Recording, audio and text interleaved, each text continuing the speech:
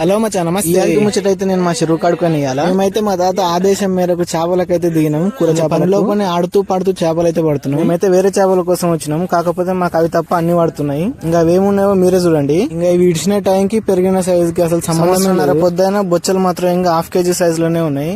మేమైతే వచ్చిన తిలాపియా దీనికోసం బొచ్చ రౌట బంగారు తీగ పెద్దగా ఉంటే వేసుకపోదాం అని వచ్చినాము. కానీ ఒకటి కూడా అయితే ఎక్కువ బొచ్చ బంగారు తీగ అనిపించింది మన చెరువులో. ఈ బంగారు తీగలు కూడా సంవత్సరంన్నర పొద్దు అవుతుంది. అర్ధ కేజీ 3/4 కేజీ ఉన్నాయి. సో ఇంకా అవసరం లేని వాటిని క్యాచ్ అండ్ రిలీజ్ చేసి వచ్చేసి 7 ఏళ్ళేమో, అందుకే అన్ని బంగారు తీగలు పడుతున్నాయి. 5 ఏళ్ల గుడ్డకేమో మొత్తం బొచ్చలు పడాలంటే కనీసం తెల్ల చేప అర్ధ కేజీ పైన ఉండాలి. దీనికో తిలాపియా కూడా పడ్డది. మా వాళ్ళు పొద్దుగాల పులుసు తీసుకురామంటే మేము మధ్యాహ్నం పులుసు తీసుకుపోయినాం. ఇంటికి పోతే పొట్టు ఇంటికి అయితే చూసినాం. ఈడనే మా తమ్ముడు పనివంతుడైండు. ట్రాక్టర్ కి గాలి కొడుతుండే, ఏడ కొడుతుండో మీరు మా ఓడి పెట్టే గాలికి ట్రాక్టర్ పెద్ద కావాలి. ఇది అయిపోగానే మా తాత ఇంకో పని చెప్పిండు. బాయికాడ పోయి కరెంటు వైర్లు వాడికైతే కరెంటు వాళ్ళు ఇంతమంది, మేము ఇంతమంది పోయి పని ఫినిష్ చేసి ఈ వైర్ గుంజనీకైతే మేము 4 ఉన్నాం. మనం తెల్ల వైర్ పట్టుకుంటే చేతులకు నల్ల మష అంటుంది. మీరైతే లైక్, షేర్ అండ్ సబ్స్క్రైబ్ చేయండి. మళ్ళీ ఒక వీడియోతో మళ్ళీ కలుసుకుందాం. Bye bye.